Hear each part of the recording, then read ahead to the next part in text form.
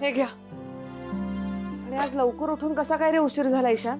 अगं माऊ, तुला माहितीये हा आज पण अंघोळीला लेट गेला. अगं माऊ, मी काय करू? त्या निलिमा आजी बाथरूम मधून बाहेरच येत नव्हत्या आणि तुला माहितीये त्या बाथरूम मध्ये त्या रडत होत्या. हो, आणि आता बेडरूम मध्ये पण. माऊ ऐक ना, त्यांना खूप लोनली वाटतंय का? मी थांबू का त्यांच्या बरोबर? मग असं असेल तर मग आज मी पण थांबतो. काही नको, मी आहे ना, मी घेईन काळजी त्यांची. ओके, जा तुम्ही, तुम्हाला उशीर होतोय आता. निघा बरं तुम्ही.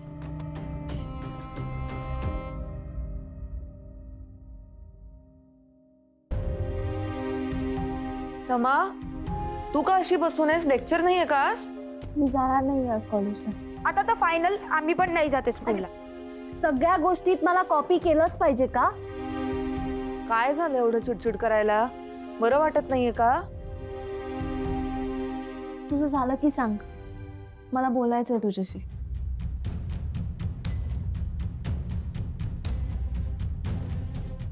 बोल. माऊ, आमचं लाईफ आता हे असंच असणार आहे. असं म्हणजे? असंच म्हणजे बाहेरच्या लोकांवर जास्त लक्ष असणार आहे तुमचं. आधी किती बेटर होतं ना की आपण आपले आपलेच असायचो. आता it feels like you guys are not there for us. Sama, we are still there for you baby. Sorry but I don't think so. Mau, तुमचं कोणाचं साधं लक्ष सुद्धा नाहीये माझ्याकडे. तुम्हाला पण असंच वाटतंय का? हो, म्हणजे नाही, कधी कधी. हे बघा, खरं खरं सांगा मला.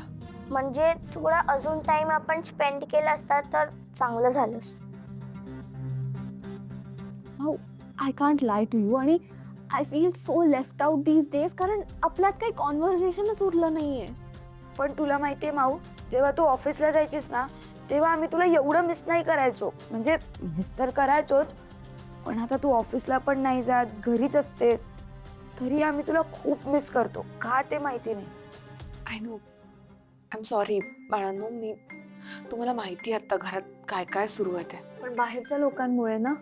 समा, हे बघ, निलिमा आजी येणार म्हणून तू पण एक्साइटेड होतीस की नाही? होते, पण त्यामुळे तुझ्या सगळ्या प्रायोरिटीज डायव्हर्ट होत आहेत आणि त्याचा मला त्रास होतोय. आय नो, सगळं होईल नीट बाळा. कधी कधी होणार आहे सगळं ठीक? हे मी कसं सांगू तुला? हे बघ, आपण सगळे प्रयत्न करतोय ना हे नॅव्हिगेट करण्याचा. बर, हॅपी लाईफचा काही रोडमॅप दिलेला नाही आपल्याला. We all are trying. पण या सगळ्यात माझं टॅलेंट, माझा वेळ सगळा वाया जातोय. Mau, you know what, tell me one thing. तुला खरंच इंटरेस्ट आहे का बिझनेस करण्यात? आहे बाळा. मग आपण कधी करणार आहोत? This is my dream and I want to make it big. I know, मी आज सगळ्याचा विचार करतेय. इन्व्हेस्टमेंट कुठून आणायची, टार्गेट कसं अचीव करायचं, मार्केट रिसर्च कसा करायचा, या सगळ्याचा विचार माझ्या डोक्यात सुरू आहे.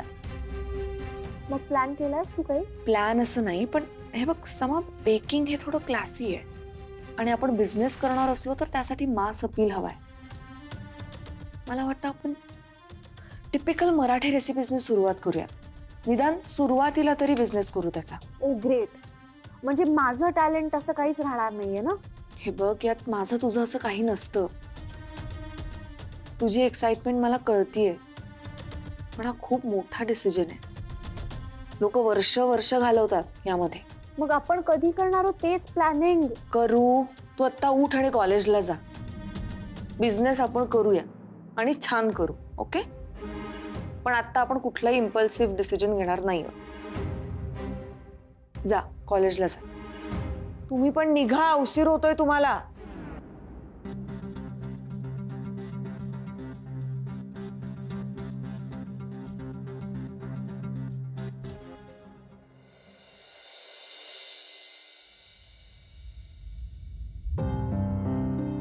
अरे काय झाली? ओ, इथे काय बसला तुम्ही? चला आतमध्ये चला ना.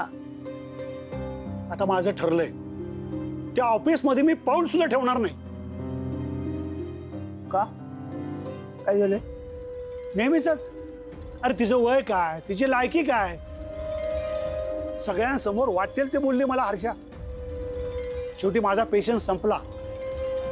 सरळ रेशन टाईप केलं, तिच्या टेबलवर टाकलं आणि निघून आलो सरळ थेट इथं. येतो काय जाईल काय जाईल, असं नका करू. आपण बोलू ना, हर्षाबरोबर बोलू आपण. हो तर मी बोलतो ना. नको माझगाव, बस झालं. मला इथं काम नाही करता येणार.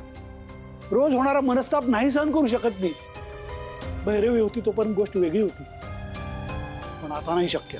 नाही पण या वयात असं दुसरीकडे कुठे जाऊन तुम्ही म्हणजे गैरसमज करून घेऊ नका. पण काय झालंय माहिती, टेक्नॉलॉजी बदलते ना, आणि बदलली त्याच्याबरोबर जुळून घेणं आपल्याला कठीण जात आहे. हरकत नाही, पडेल ते काम करेन मी, पण इथं रोज होणारा अपमान मी सहन करू शकत नाही. येतो मी माझगावकर.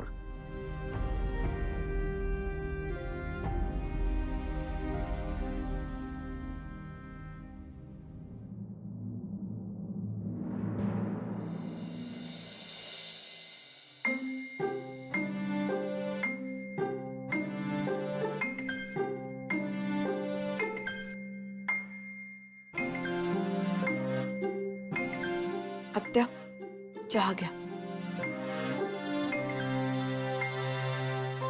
नकोय मला. हे बघा, सकाळपासून काही पोटात नाहीये तुमच्या. चहा घ्या, थोडं बरं वाटेल.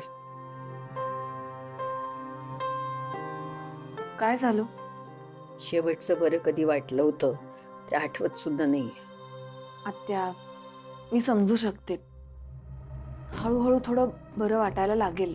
आपण थोडा वेळ देऊया, ओके? बाळदादाची सून शोधतेस. सोपं वाटतं का ग तुम्हाला सगळं? दादाला वाटलं म्हणून एके दिवशी त्याने मला घरातनं जाऊ दिलं. पुन्हा एके दिवशी त्यालाच वाटलं की मला घरातनं घेऊन यावं म्हणून माझ्या हक्काच्या घरातनं मला इथे घेऊन आला. मला माझं घर आहे, संसार आहे. पण त्यात जर तुम्ही सुखी नसाल तर माझं मी बघून घेईन. तुमच्याकडनं कुठल्याही मदतीची अपेक्षा नाहीये मला. मरून जाईन मी बघेन माझं काय. आले इतकी वर्ष, आले तुमच्याकडे इतकी वर्ष, याच परिस्थितीत होते ना. एक दिवस तरी आले तुमच्याकडे मदत मागायला. मग आज अचानक काय आहे हे सगळं? 35 वर्ष कोंडून घेतलं मी मला माझ्या घरात. माझ्या नवऱ्याच्या परवानगीशिवाय साधी कोपऱ्यापर्यंत पण गेले नाही कधी. माझं घर हेच माझं जग होतं. याला घर नाही, तुरुंग म्हणतात. अगं पण त्या तुरुंगातच वर्षानुवर्ष खितपत पडायची सवय झाली ना, की तुरुंग हेच घर वाटायला लागतं. आणि मग हे असं मोकळ्या वातावरणात आलं ना की जीव घुसमटतो माझा. माझ्या नवऱ्याला जर कळलं ना मी त्याच्या तावडीतून सुटले, तर सहन नाही होणार त्याला. आत्या, या सगळ्याचा दोष तुम्ही बाबांना का देताय? मग कोणाला देऊ? नशिबाला. एकुलती एक लेक नव्हते मी माझगावकरांच्या घरातली. भाऊ होता मला, मोठा भाऊ. त्यावेळेला दादाने जर मला समजून घेतलं असतं ना, तर आज ही परिस्थिती ओढवली नसती. हे बघा, त्यावेळेस वडील गेले होते तुमचे. त्याचा धक्का त्यांना बसला नसेल. बरं, त्याआधी सुद्धा त्यांनी खूप प्रयत्न केले होते. तुम्हाला लक्षात असेल तर तुमचं लग्न थांबवण्यासाठी सुद्धा बाबांनी प्रयत्न केले होते. आत्या, तुम्ही ऐकलं नाही. हो ग बाई, हो. नाही नाही नाही, मला नव्हती अक्कल. अक्कल शेण खायला गेली होती ना तेव्हा, आणि आता सुद्धा नाहीये मला. नाहीच आहे अक्कल. पण मग आता का आलंय हा दादा परत माझ्या आयुष्यात? वेणू वहिनीची शेवटची इच्छा होती म्हणून, आणि ती त्याला आत्ता कळली म्हणून. म्हणजे ती कळली नसती तर माझ्याकडे ढुंगून बघायला आला नसता हा. हे बघा, तुमचा खूप मोठा गैरसमज होतोय. गैरसमज? किती वर्ष झाली का तुला या घरात येऊन? किती महिने झाले? ते महत्वाचं नाही आत्या. का? माझ्या भावाला तू माझ्यापेक्षा जास्त ओळखतेस? लग्न होईपर्यंत 20-22 वर्ष होते मी त्याच्या बरोबर. तुला काय वाटतं, माझा भाऊ माझ्यापेक्षा तुला जास्त कळतो? हो,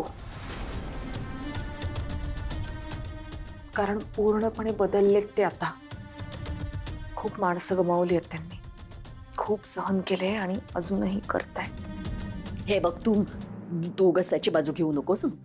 माझ्या आयुष्याची जी काही वाट लागली ती त्याच्यामुळेच लागली आहे. पण तेच जर आज तुम्हाला मदत करायला तयार असतील तर?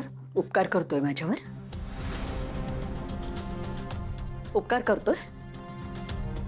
इतकी वर्ष माझ्या नवऱ्याच्या घरात बंदिस्त होते, आता मनात आलं तरी इथून बाहेर पडू शकत नाही, म्हणजे आता माझ्या भावाच्या घरात बंदिस्त आहे.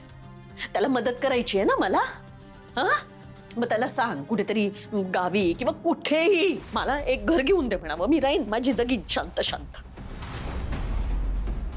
माझा नवरा जर आत्ता इथे आला ना तर भयंकर मोठा गोंधळ माजेल. त्याला मदत करायची आहे ना मला, मग त्याला सांग कर म्हणा, निलिमाची कायमची व्यवस्था कर. सांग. आत्या,